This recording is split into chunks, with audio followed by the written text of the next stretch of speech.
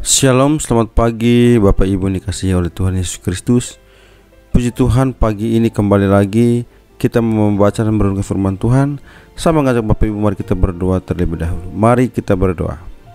Terima kasih Bapak yang baik, kami bersyukur dan berterima kasih untuk anugerah dan berkat yang Tuhan berikan bagi kami. Pada pagi hari ini kami bisa bangun tidur dalam keadaan sehat dan kuat. Terima kasih Tuhan. Dan pagi ini ada kesempatan yang sangat luar biasa kami mau membaca dan merenungkan firman Tuhan. Tolong Bapak buka hati dan pikiran kami supaya firman yang kami renungkan kami dapat mengerti dan kami dapat mengaplikasikan dalam kehidupan kami hari-hari. Terima kasih Tuhan Yesus, kami sambut firman-Mu penuh dengan ucapan syukur. Haleluya. Amin. Injil Matius pasal 21 ayat 28 sampai dengan ayat yang ke-32. Namun kita hanya membaca ayat 28 sampai dengan 30. Tetapi apakah pendapatmu tentang ini? Seorang mempunyai 2 anak laki-laki. Ia pergi kepada anak yang sulung dan berkata, "Anakku, pergi dan bekerjalah hari ini dalam kebun anggur." Jawab anak itu, "Baik Bapa," tetapi ia tidak pergi. Lalu orang itu pergi kepada anak yang kedua dan berkata demikian juga. Dan anak itu menjawab, "Aku tidak mau." Tetapi kemudian ia menyesal lalu pergi juga. Tema yang saya berikan untuk kita renungkan bersama yaitu ketaatan yang nyata. Bapak Ibu Saudara yang dikasihi oleh Tuhan Yesus Kristus, ketaatan yang nyata, Yesus menekankan bahwa ketaatan yang nyata adalah yang disertai dengan tindakan, bukan hanya kata-kata. Perumpamaan dalam Injil Matius pasal 21 ayat 28 sampai dengan 32 berkisah tentang 2 anak yang merespons perintah ayahnya untuk bekerja di kebun anggur. Anak sulung awalnya mengiyakan, tetapi kemudian tidak pergi bekerja. Anak kedua awalnya menolak, namun ia melakukan kehendak bapaknya. Perumpamaan ini menyoroti pentingnya tindakan nyata daripada sekedar kata-kata. Anak yang sulung melambangkan mereka yang tampak patuh tetapi tidak melakukan kehendak Tuhan dalam tindakan. Sementara anak kedua melambangkan orang-orang yang mungkin awalnya menolak kehendak Allah, tetapi akhirnya bertobat dan menaatinya. Yesus menggunakan perumpamaan ini untuk menegur para pemimpin agama yang merasa benar serta lahiriah, tetapi hatinya jauh dari ketaatan yang sejati. Perumpamaan ini mengingatkan kita bahwa Allah lebih menghargai perubahan hati dan pertobatan sejati daripada penampilan luar.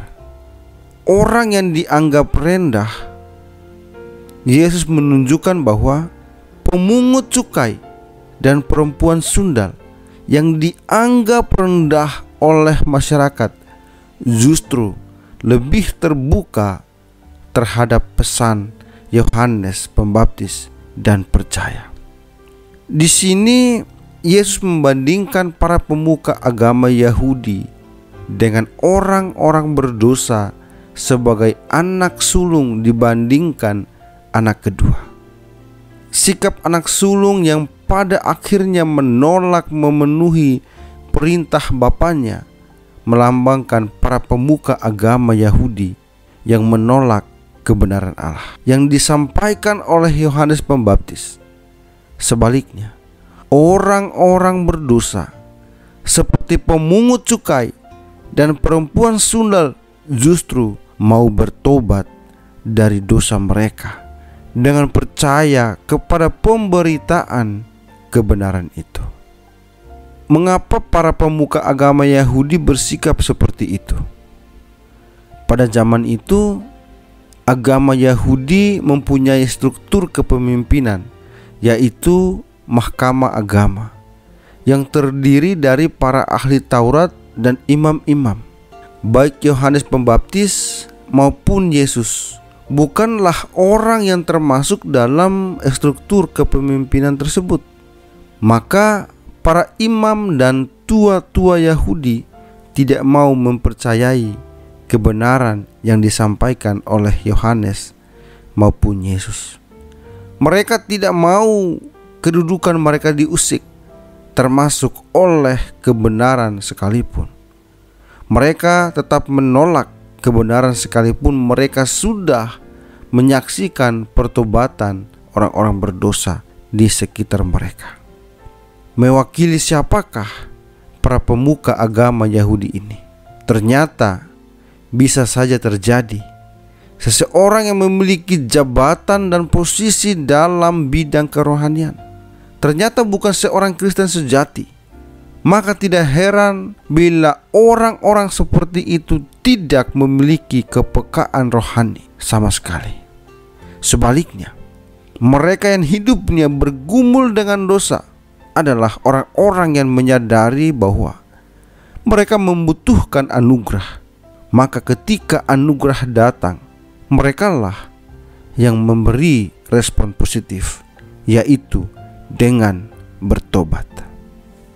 Bapak, Ibu, saudara yang dikasihi oleh Tuhan Yesus Kristus, ketaatan yang nyata dalam Matius 21 ayat 28 sampai dengan 32 ditunjukkan bukan hanya melalui ucapan, tetapi melalui tindakan dan penyesalan.